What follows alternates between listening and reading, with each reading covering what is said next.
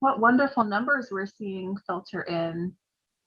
Don't tell me that. We're so delighted to have you have chosen to be with us this evening. Okay, I think we'll go ahead and begin. Welcome everybody. We're just so thrilled to see you. Welcome to our National Poetry Month tour of the Emily Dickinson Collection at the Houghton Library at Harvard University.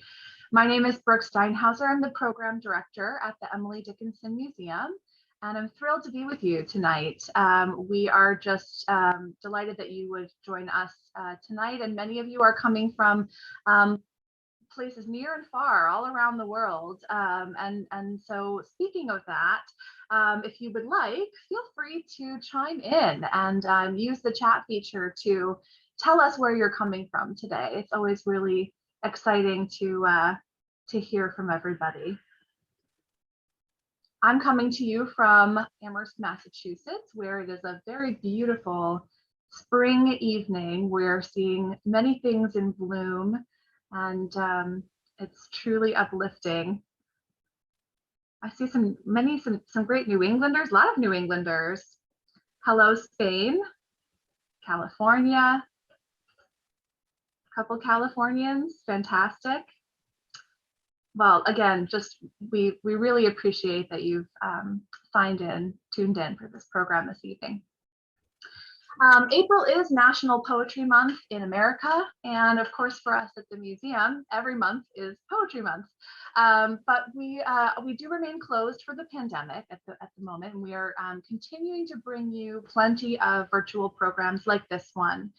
And the great silver lining of this is that we can all explore together these wonderful ideas and travel together to wonderful spaces, such as the archive at the Houghton Library, which is located in Cambridge, Massachusetts, about 2 hours from Amherst. Tonight, we enter the archive, I think, feeling much the same way that Dickinson was probably feeling when she wrote, "A precious mouldering pleasure 'tis to meet an antique book in just the dress his century wore, a privilege, I think, his venerable hand to take, and warming in our own a passage back or two to make to times when he was young." And that manuscript, by the way, is held at the Houghton Library, which is known for its holdings of papers of 19th century American writers, but many would say that the jewel in that crown is the Emily Dickinson Collection. So for over 70 years, the Houghton Library at Harvard has been the steward of this important collection of Dickinsoniana, painstakingly preserving these priceless treasures and making them available in person and digitally to researchers, scholars, and members of the public. Today, we at the museum join the many who utilize this resource daily in our work to interpret the sometimes elusive figure of Emily Dickinson. And in many ways, we are living in the golden age of Dickinson studies with so much material that has been digitized now. And we're so fortunate that, of course, that so much Dickinson material has been saved, has been preserved in this collection and in other Dickinson repositories, such as those at Frost Library at Amherst College, the John Hay Memorial Library at Brown University, the Jones Library at Amherst. And the Emily Dickinson Museum, at the museum, we hold the largest collection of Dickinson-associated objects, including family furnishings, cooking and dining implements, toys, clothing, art, ephemera, and much more. This year, we began the 3-year process of cataloging and digitizing that collection. So very soon, in the next couple of years, we hope to join alongside our colleague organizations like the Houghton in providing more digitized resources to the public. Now, this evening, we are really fortunate to be with Leslie Morris to explore the Houghton together. But before I introduce her, I will just mention that we are going to have time at the end for questions. And we encourage you to place those questions in the Q&A function at the bottom of your Zoom screen. You can do this while Leslie is speaking and after, and we're going to do our best to answer as many as we can in the time allowed. We're going to be concluding the program around 7:30 Eastern time, so just running just about an hour.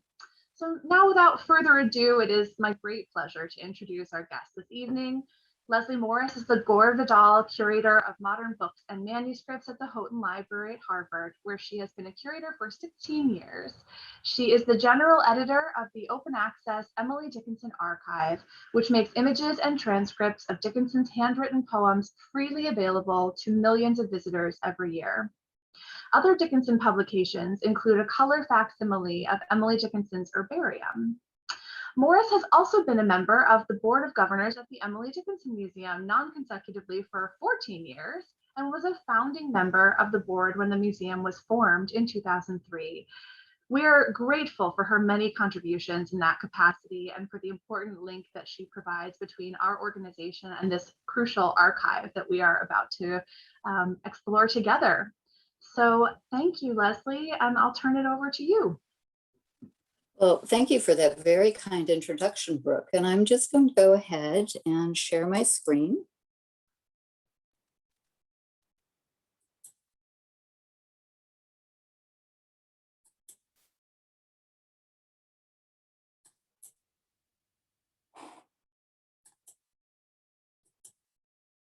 Okay, does that look good? That looks great, Leslie. Thanks. Okay, good. My nervousness this evening has solely to do with technology and the interaction of Zoom and PowerPoint. So we'll see how it goes. I'm very pleased to be here. I should say that the Houghton Library, like the Emily Dickinson Museum, is at the moment closed because of the pandemic. What you see on the screen in front of you is a new and improved Houghton. We've just undergone a year-long renovation to make the building more accessible and more user-friendly.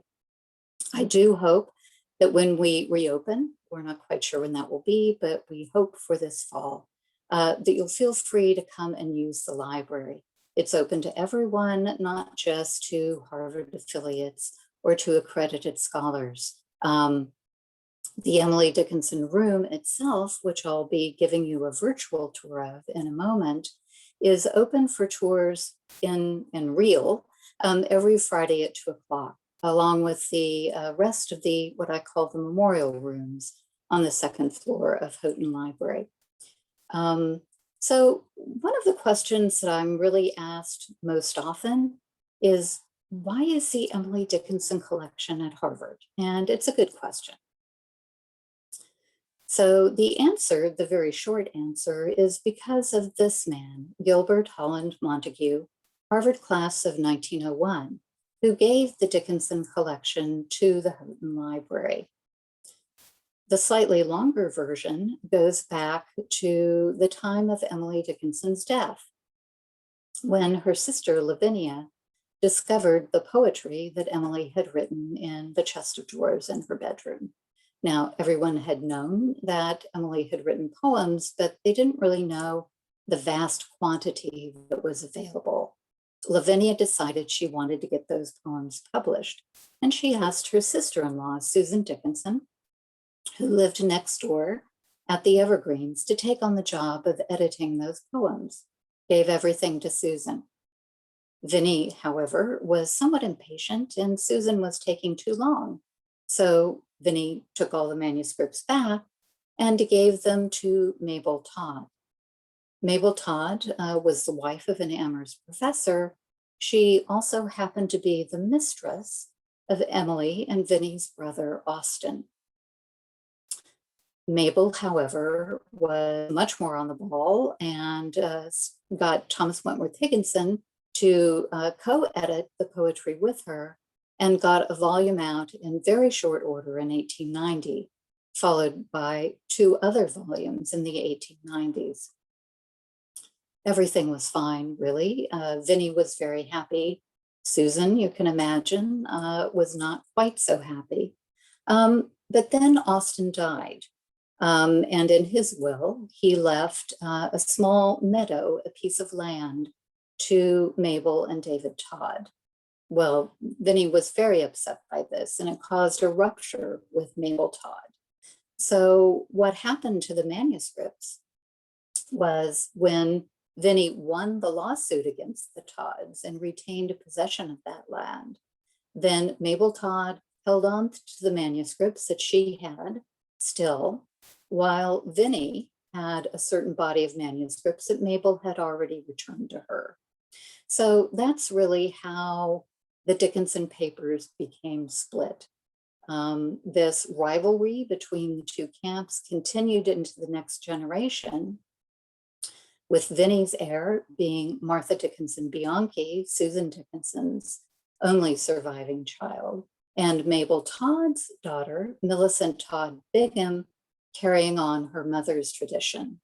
So into the picture comes a man named Alfred Hampson, who was kind of adopted by Martha Dickinson Bianchi, helps her edit a few volumes of Dickinson letters, and then becomes her heir. So she leaves the evergreens, the house, and all of her possessions to Alfred Hampson. So now we're at about the 1940s, mid-1940s. Alfred Hampson is getting older and somewhat ill, and he has no children.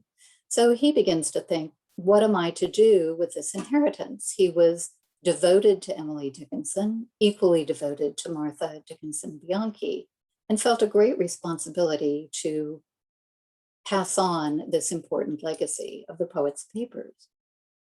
But he also needed some money.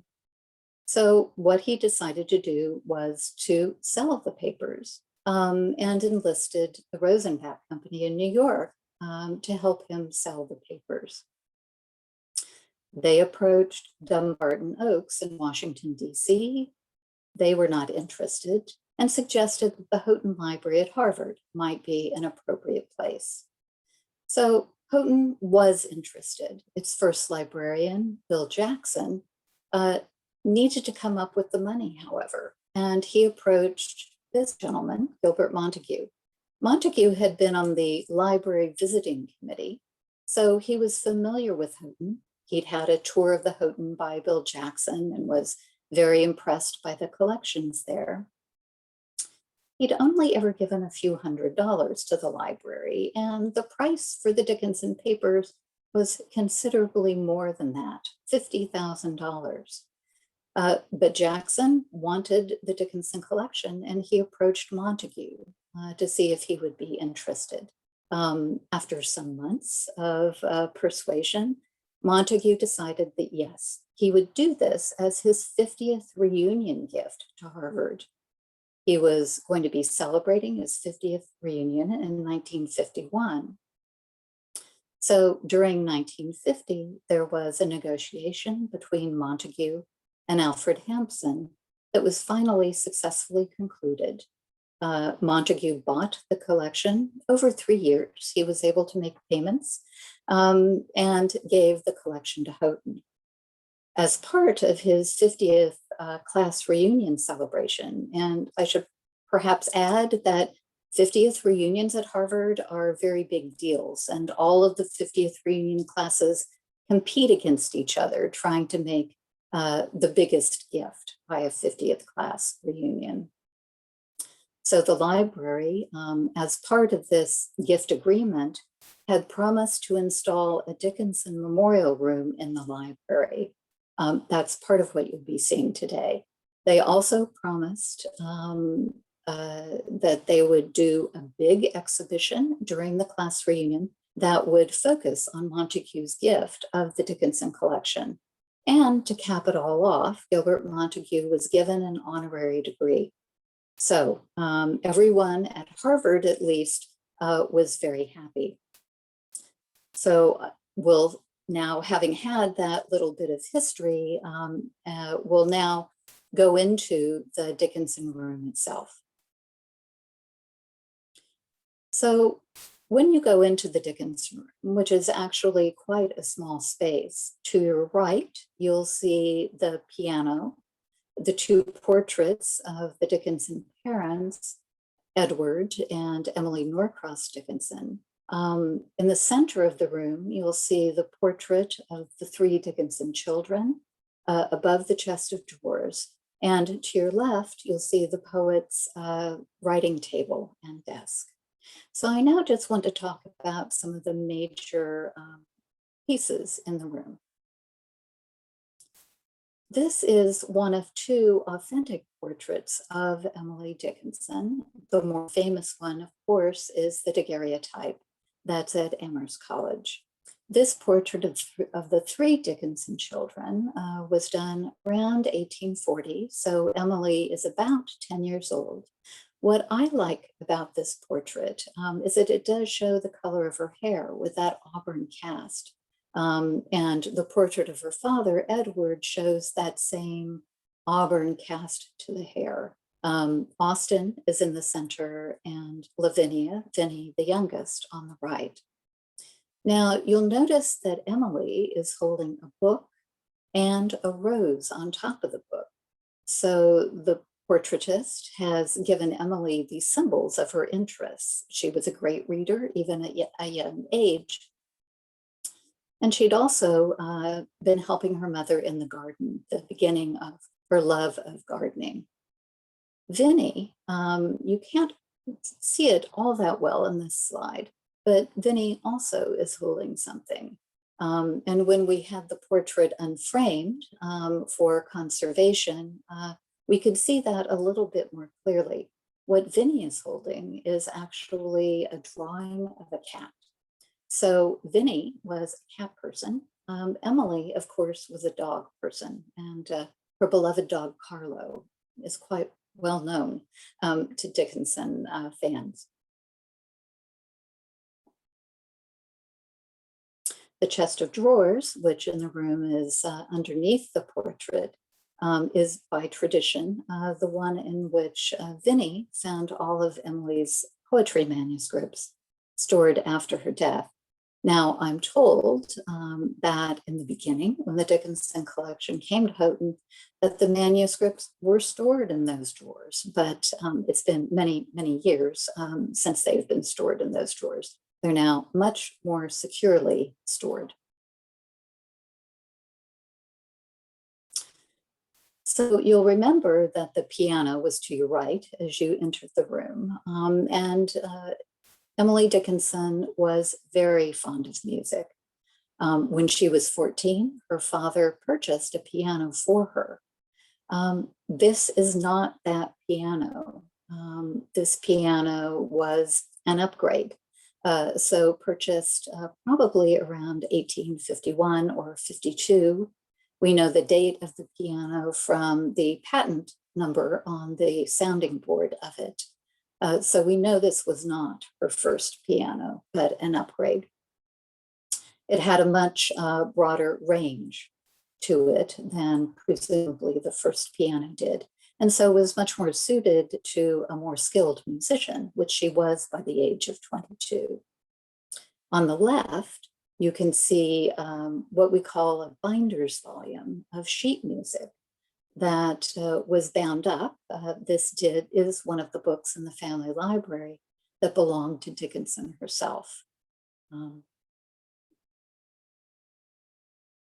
So just to have a very brief look inside that binder's volume, this is one of the pieces in it, and one of the few pieces of sheet music that actually has her signature on the back of the flyleaf on the wrapper. So we know that this was indeed a piece that Emily studied and played. This particular piece also has fingering marks in it in pencil, which probably too faint to see on this slide. But probably those are not made by Emily, but by her music teacher. So I think really the most important pieces in the room and the most evocative for people who visit the room are the poet's writing table and chair, which were in her bedroom in Amherst. And in the Dickinson Room, we're fortunate that it does have a window. We've positioned it as they do at the museum so that the poet is looking out into the world. To me, what always struck, what struck me the first time I saw this desk was how really small it was. And many years later, when I was visiting Jane Austen's house at Houghton, and saw Jane Austen's writing table, it was equally small, round, not square, but quite small. And Austen wrote in the family dining room. So it just struck me about women's writing spaces and how women are often writing in domestic spaces and so need small tables to write comfortably in their bedroom or in the dining room. Whereas you think of the major 19th century writers for whom Houghton has papers, such as Emerson or Longfellow, and they had entire rooms devoted to their writing with massive desks. So to me, it also speaks to the place of women writers in the 19th century. So all of the items in the Dickinson Room were probably originally in the evergreens in what was called the Emily Room. Martha Dickinson Bianchi, and after her, the Hampsons, gathered into this room all of the objects most closely associated with Emily Dickinson, so that when pilgrims came, it was possible to show them into the room. And really that's what Houghton has done, is recreate in a way the Emily Room from the evergreens. So these two objects, which came as part of the collection, are believed to have been given to Emily by Judge Otis Phillips Lord, pictured in the photograph on the left. Now, Judge Lord was Emily's father, Edward, his best friend. And after Emily's father had died, and after Judge Lord's wife had died also, it's believed that Judge Lord courted Emily and actually proposed marriage to her. Now, Dickinson's first biographer, Richard Sewell, wrote that in the Dickinson collection at Houghton, there is a ring that was given to Emily by Judge Lord, and that it was inscribed inside. This ring, it's the ring in the collection. So if there was another ring, then perhaps it will turn up in the inventory of the Dickinson Museum doing at the moment, but it's not at Houghton Library. I think that he a bit confused because the object on the bottom, this braided gold bracelet with a copper clasp, is engraved on the back with the name Little Phil. So Emily's nickname for Judge Lord was Little Phil, and his nickname for her was Jumbo, a play on her rather diminutive stature and petite physique. So these are objects that are very closely associated with the poet. Two more are articles of clothing, and they're the only two articles of clothing in the collection. So the snood on the right, very popular garment for women in the mid-19th century, we believe must have been worn by Emily, and that was known by tradition by the Hampsons and Madame Bianchi, because it came to us as part of the collection. And I don't think if it was Vinnie's or Mrs. Dickinson that it would have been sent to us. Now the cape or shawl on the bottom has a little bit better documentation to it. The envelope in which it came, and which we of course have kept, has inscribed on it in Martha Dickinson Bianchi's hand, "This cape was worn by Emily when she met Thomas Wentworth Higginson." Now, we also know from a letter that Higginson wrote to his wife, in which he reported on his first meeting with Emily. He says that she was wearing a white dress with a blue cape. So it is quite possible that this cape or shawl is actually the one that Emily war. It is rather badly worn on the back, as you can see from this slide. So it really must have been a favorite with her because it's literally worn out. So I want to move from objects in the collection to really go to what we consider to be the heart of the collection, which are the poetry manuscripts. And it's supplied kindly by the Dickinson Museum of a fascicle. Now, Dickinson scholars refer to the small manuscript books that the poet used to copy her poems into as fascicles. They're little manuscript books that she bound up as records of her poetry. So this is what a fascicle looks like when it's unbound. And I apologize for the quality of the photograph. That yellow cast to it is because it's my photograph under fluorescent lights. So the paper itself is not really that color. But that shows you how the fascicle was constructed. Dickinson used just regular sheets of stationery that could be purchased at any stationer's company. These are sheets that are simply folded in half. She would copy the poems onto them, and then when she had a certain number of sheets, they would be stacked together. She would take a needle and stab through them. You can see the holes in the sheets that were used. And then she would sew through them with really more of a string rather than a thread. Now, unfortunately for Dickinson scholars, the early editors of her poetry disband all of the fascicles. Houghton has 40 of the surviving fascicles. There are another 2 at Amherst College. Fortunately for us, some of those sewing strings were kept.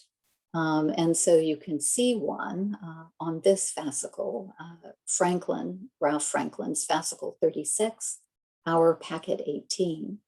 And you can see from the kinks in the string how it was sewn together. I also wanted to mention some of the markings on the front of this fascicle, which were made not by Dickinson, but by her early editors. You'll see that blue 18 in blue grease pencil almost. That was made by Mabel Todd, who went through and numbered all of the packets or the fascicles.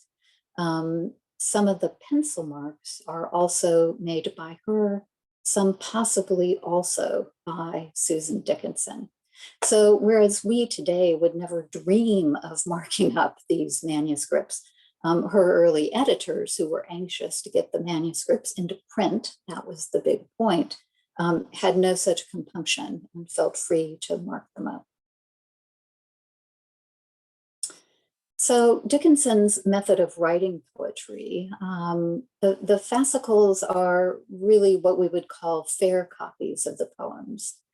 But Dickinson had the habit of giving alternative readings. So it's not that she was changing her mind about what she wanted to write. She didn't line through the words. She would give an alternative reading. And with many of the poems in the fascicles, which she would copy out and send to friends or to family, she would choose among these alternatives. So I've just chosen one, The Soul Selects Her Own Society, and I've underlined those words for which she's supplying alternatives. If you look in the manuscript, you can see that there's a little X. And then down at the foot of the page, you'll see a number of little X's with alternative readings. So on this transcript, what's underlined is the word that she's giving the alternative to, the alternative being given in yellow in the transcript. But some of the more fun poems in the collection are not in the fascicles, but are poems we have that Dickinson sent to friends. This is one of my favorites. It was sent by the poet to Elizabeth Holland, the wife of one of the editors at the Springfield Republican. And she's attached a rosebud to it. Elizabeth Holland was one of Emily's closer friends. There are more than 90 letters that survive that Emily wrote to the Hollands. They discussed mostly domestic things. They were both keen gardeners. They would exchange plants. And Emily has written out this poem and then attached a rosebud to it. I've given you a little detail that shows the back of the sheet of the poem, and you can see that she's made 2 very careful slits and threaded a green ribbon through it and then tied the rosebud on the front. Now, I often use this poem when I'm doing classes about Dickinson for students. And I always say to them, can you tell me what's wrong about this poem? And they don't really notice. But what's wrong about this poem is the cellophane pressure-sensitive tape that's holding the rosebud on the front.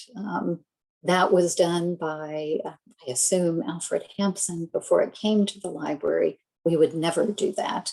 And when I had one of the conservators look at it to see if we could remove it, since it's kind of unsightly, in my opinion, she said that it was really too dangerous, that we might end up damaging the rosebud itself. So it stays and provides a teaching moment for Harvard undergraduates about the passage of time.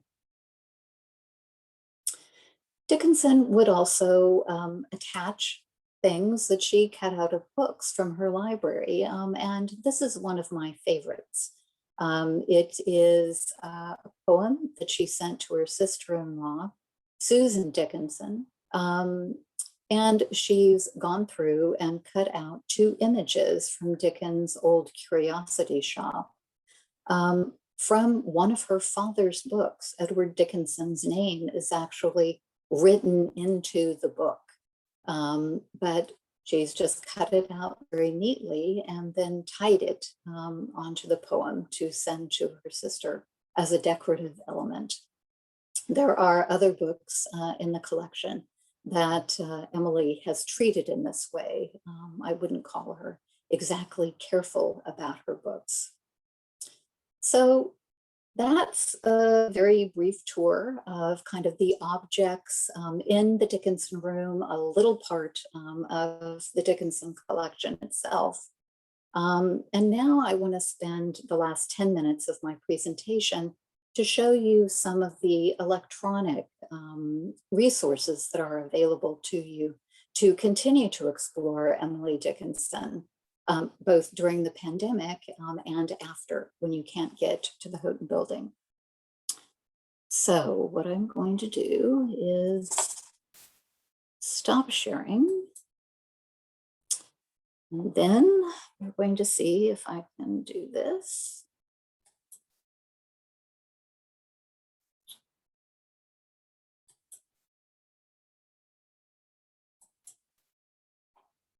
Right, so I'm hoping that you can now see a book from Dickinson's library. So one of the major projects that the library has been undertaking really for the last 15 years, since color digital photography became affordable, is to digitize all of the books in the Dickinson family library. There are about 600 volumes all told, and we've now passed the halfway point. There are just under 400 volumes that have been digitized now. So the book that you're looking at the moment happens to be Emily Dickinson's own Bible. It was given to her as a present by her father, stamped with her name. Dickinson was not big on going to service. And as you'll see from some of the images that I'll show you from this Bible, she didn't treat it with all that much respect. You can get to this Dickinson Family Library resource by going to Houghton Library's Dickinson Collections page, where the finding aid for the Dickinson Family Library is linked to. So I'm just going to show a few other images from the Bible. So as you can see at the bottom of the screen, it's possible to kind of page through.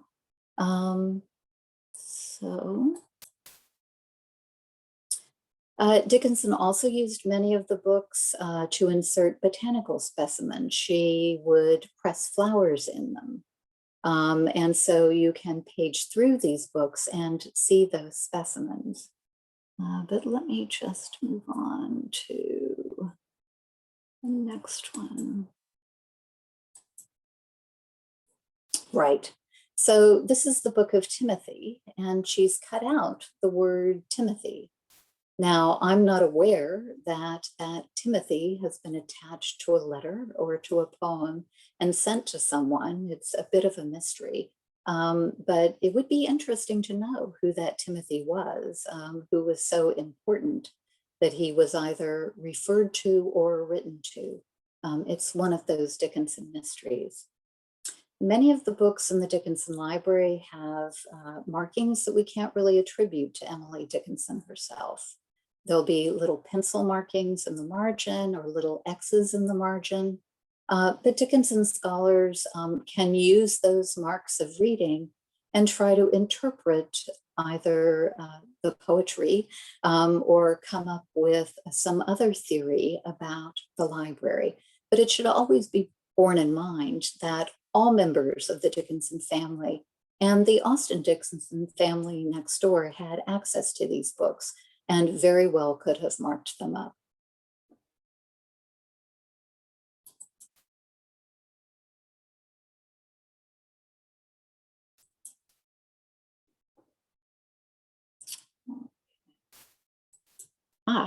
Okay. So one of the more beautiful of the electronic resources that we have available is Emily Dickinson's Herbarium. Back in 2006, the library, in conjunction with Harvard University Press, published a print facsimile of the Herbarium. It's a beautiful volume, but now out of print. But the digital resource is completely available, and you can browse it as much as you like. The images you can download. You can use them freely for your artwork. We had a recent request from a clothing company, a woman-owned clothing company, who wanted to know if they could use some of the specimens for their clothing. And we said, of course you can. So I encourage you to look at this resource. It's also searchable, which is something that many people who come to the resource don't really understand. So if you press on search here, I'm not getting a search screen. Okay. And let's say you want to search for rose.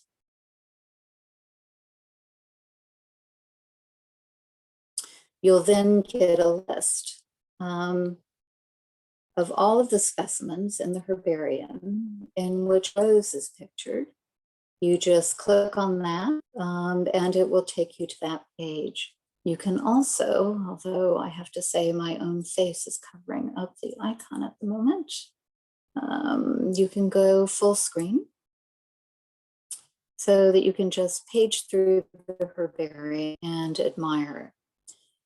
Most of these specimens are from the Amherst environment, about 250 of them. The others are house or garden plants. And you'll see that the poet has also written labels for each of the specimens. But I know I'm running out of time. So I am going to go to the final resource that I want to demonstrate in the time that I have left, which is the Emily Dickinson Archive. This is an online open access archive that is a collaborative project that Harvard launched in 2013, but it has all of the major Dickinson collections. So both the Houghton and the Amherst College collections, are available within EDA, as well as another 11 repositories who hold Dickinson manuscripts. So it's really a one-stop shopping for Dickinson scholarship. Now, before I do a little bit of demonstration of the searching capability, I just wanted to show a little bit more about the archive. Many people come to it and are like looking for a particular poem or poem for a special occasion. But as you can see, there is quite a lot in the archive. It's designed to answer kind of the most commonly asked questions about Emily Dickinson in the FAQs. I have to say it took the advisory board a lot of time discussing to try to get it down to just a dozen questions. But there's a lot of useful information in here, and I encourage you to explore that, as well as under resources. So we've tried to gather together all of the public domain editions of Dickinson's writing, as well as the newspaper appearances, those 10 poems I mentioned that were published in her lifetime. But let's go back to the main screen. So I did cheat a little bit, and just for demonstration purposes, I'm going to search for the phrase death blow.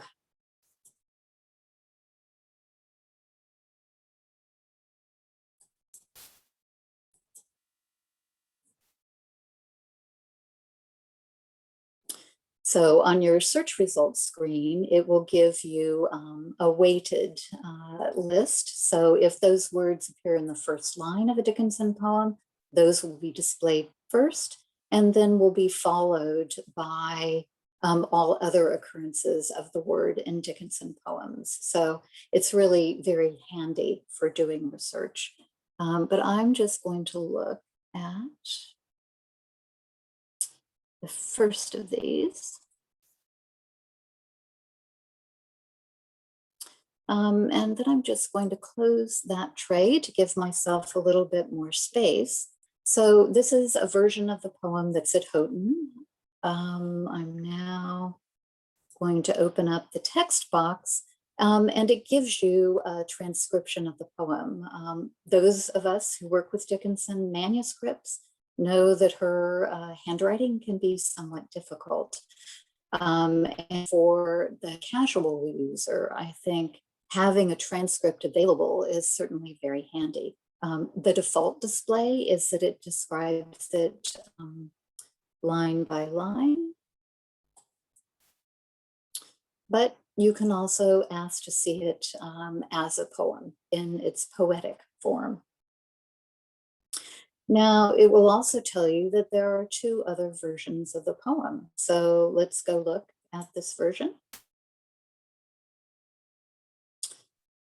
which is at Amherst. And you can see the description here is in a fascicle.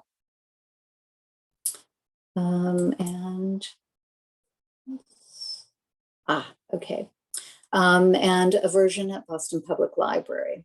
So you can also enlarge the poem just by using your mouse, or you can go to full screen and really, really zoom in on it. So you can look at that loss, probably an insect or a rodent would be my guess, just from the shape of the loss.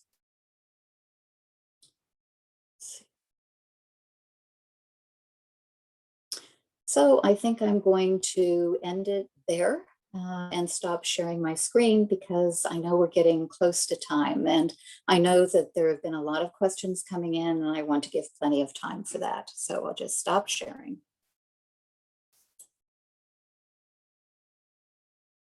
Okay.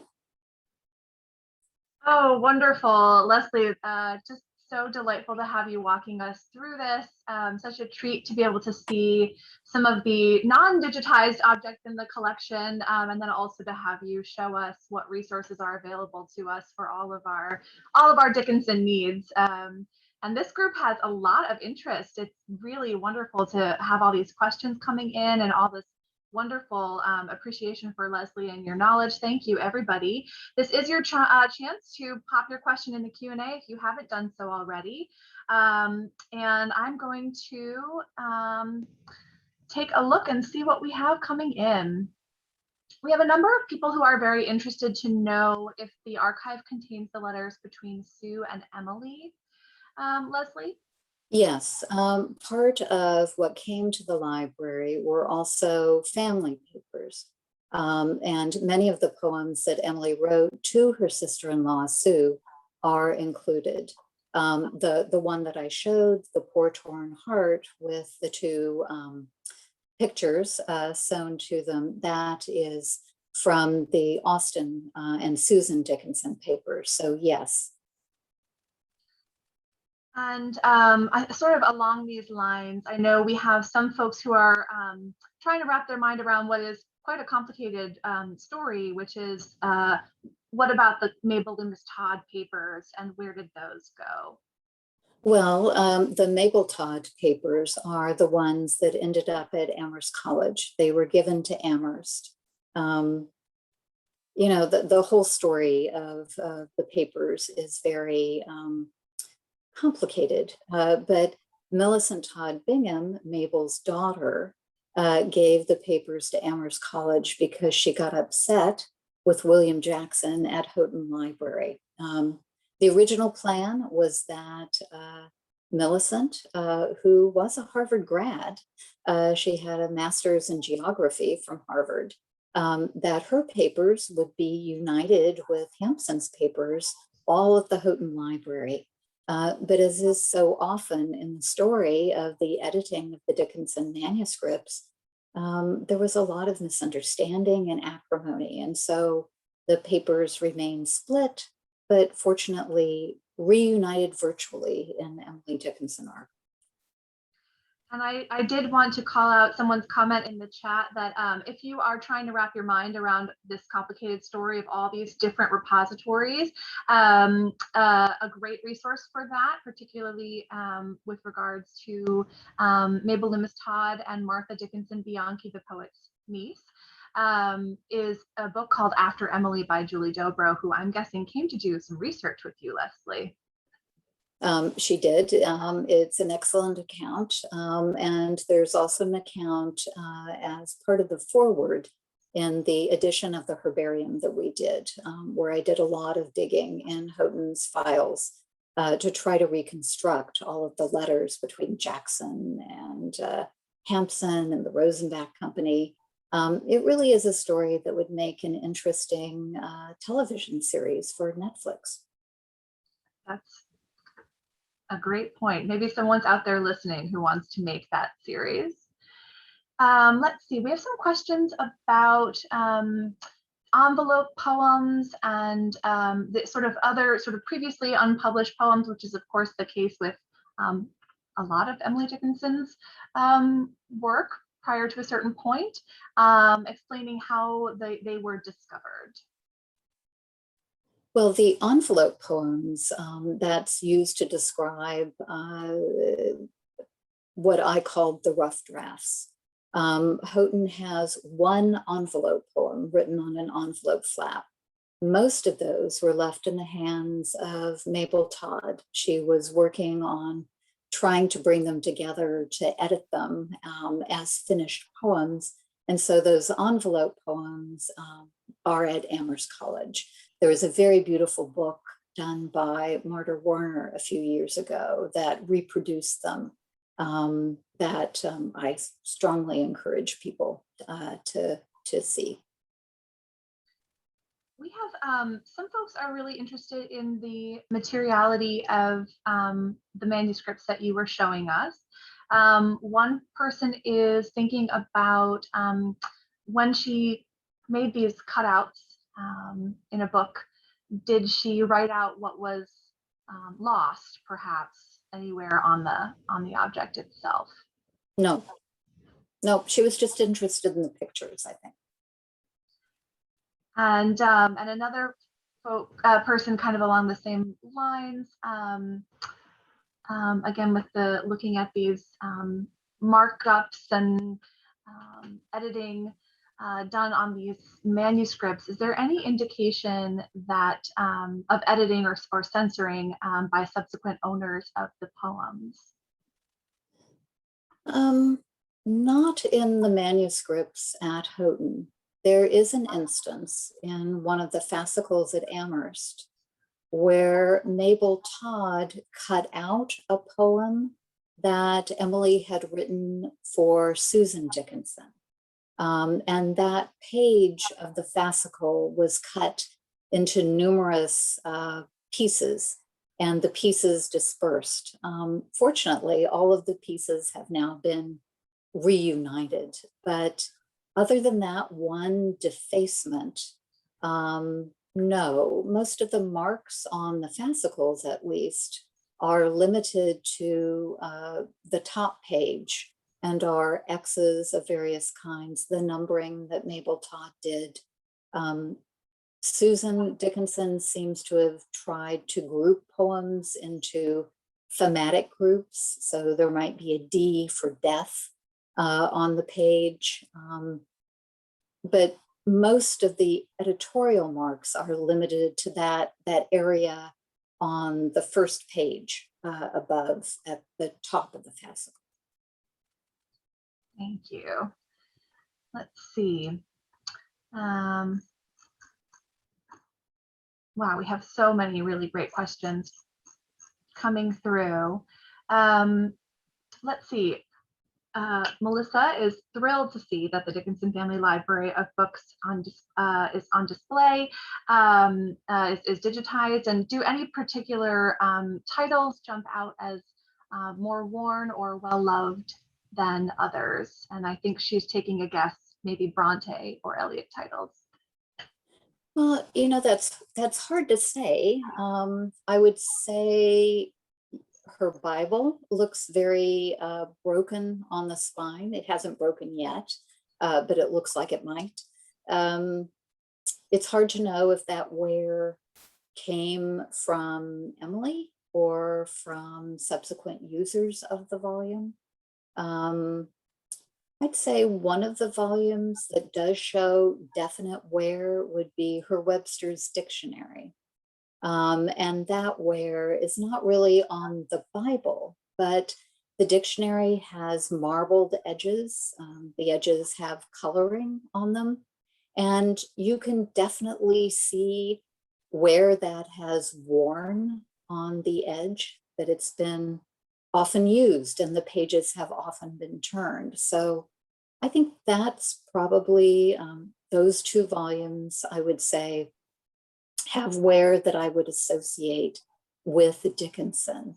Most of the rest of the books, you know, some of them you can tell that parts of them were never read because the pages haven't been slit, they haven't been opened. So you know that part of it wasn't read. But external signs of wear, I'd be kind of wary about assuming that that shows that one book was read more often than another. So tantalizing to want to read what we can into the evidence. Let's see. We have a question about, and I think this is probably about the Emily Dickinson archive. Someone is wondering if there is a way to search for poems that were specifically sent to individuals or known to have been sent to individuals.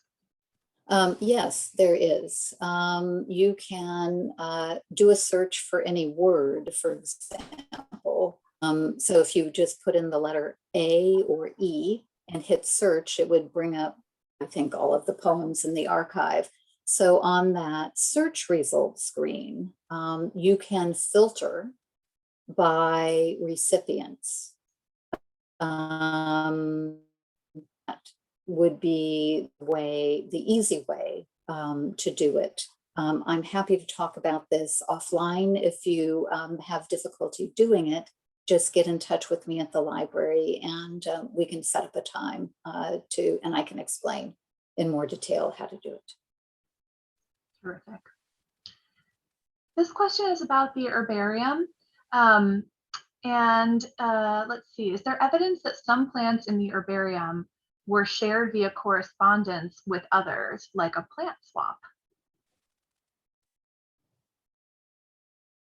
I'd say no direct evidence. The fact that over half of the specimens come from the Amherst area indicates to me that she gathered them herself. It's possible that others gathered them for her and she put them into the book. The rest of the plants are kind of house plants or garden cultivars. So don't know that there's any definite way of knowing about it, to be honest. Yeah, like so many things with Dickinson. This is a question again about electronic searches, and this is, I think, specific to the digitized books in the library. Is it possible to search within that for pages with markings and marginalia? Not within the images, the books itself, no. But if you go to the finding aid for the Dickinson Family Library, we have noted in that finding aid what the markings are in each book. So we had to develop a whole dictionary of markings so that we would be consistent in how we recorded them. So you can find folded over corners, you can find pages folded in half, you can find pencil marks in margins, X's in margins. So we tried to come up with a standard vocabulary to describe those markings so that indeed you could go through the finding aid for the library and see what those markings were. In the Harvard interface at the moment, you'll be sent to an interface that kind of breaks things up into segments. There's an option at the top that says view PDF, and so I would advise clicking on that. It will then create a PDF document of the entirety of the finding aid, which is a little bit easier to browse for specific markings, in my opinion. Thank you. Great. A number of folks are hoping you can just clarify for us about the writing desk, and it's making its way to Houghton.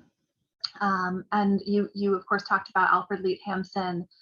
Was the desk part of that same story? Yes, all of the objects in the Dickinson Room, almost all of our Dickinson manuscripts, the Dickinson Family Library, the portraits, some objects that are not on display that we have cataloged on our website. All of that came from Alfred Hampson. As I think I said, it's my belief that Hampson selected objects that had been Dickinson Room, as well as other objects that he owned that were particularly related to the poet. So yes, the writing desk and chair did with the collection. Excellent, thank you. I think this will be our last question because we are arriving at time. This is kind of a fun one for us to end on. Is there any chance that there are still letters or poems that Dickinson produced that have been undiscovered and uncollected? Anything possible.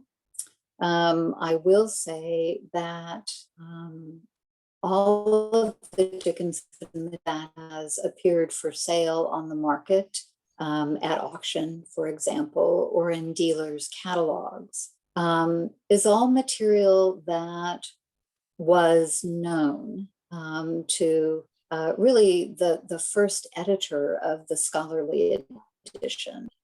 Thomas Johnson, who edited the first edition of the poems in 1955 and the first edition of the letters. There are books that do turn up that will have a poem that Martha Dickinson Bianchi, I mean, I know, for example, she gave a copy of The Single Hound as a wedding gift to a friend, and she pasted into it a Dickinson poem, I think it was. It might have been a letter, probably a poem. So that's one way that unknown manuscripts might turn up. In that particular instance, it was a variant of a poem. The poem itself was not unknown. But yes, you can certainly hope. I think that's a perfect note for us to conclude on. I'm going to put the link in the chat to the Houghton Dickinson Collection's main page. And I hope you've been able to click through to the other links that we've shared to edickinson.org, the electronic archive, and some of these other digitized portions of the collection. This has just been an absolute delight, and I want to thank all of you for joining us and for these excellent questions, which I apologize we didn't have the time to get to all of them because there were so many great ones filtering in. As Leslie has said, she is available and ready to help you with your research and your inquiries, and so are we at the museum. A big thank you to Leslie Morris and to the Houghton Library at Harvard University. Don't forget that you can visit them and explore these resources. So the Emily Dickinson Archive, the Dickinson Collections page on the Harvard website, and have a look around, explore more of this amazing collection, and enjoy it. Thank you again, Leslie. Remember that the Thank you. Thank you. Yeah, what a thrill. The Emily Dickinson Museum will be closed until March of 2022. We are embarking on a very exciting restoration project at the houses, but we will be continuing to bring you more virtual programs each month. So to learn more about that restoration work, to learn more about our programs, to see a video of this recording, of this very program, or to make a donation, please visit emilydickinsonmuseum.org. We do hope that we will see you here again very soon, and we hope that until we do, that you'll take good care of yourself and of each other. Good night, everybody. Thanks again, Leslie. Talk soon. Bye-bye.